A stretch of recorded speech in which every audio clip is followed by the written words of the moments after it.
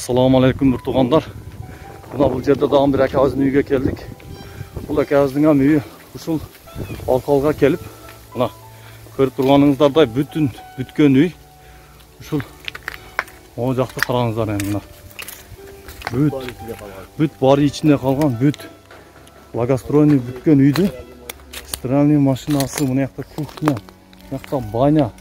Мұны қарасаңыздар, ушунчалык қатыл күйіп, даже мына иттені қарасаңыздар, күйіп жарылып түшіп қалыптыр да.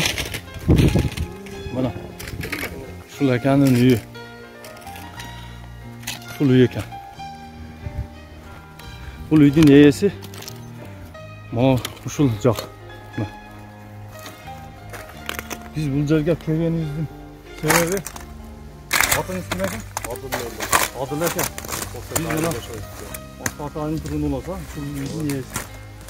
Bizim келгеніміздің себебі мына біздің Москвада иштеп жатқан мекенчил жаштар канаттарының эмеси өкүлдөрү ушул эмени долбоорду Баткеним сабыр кыл деген эмени акцияны уюштурган экен.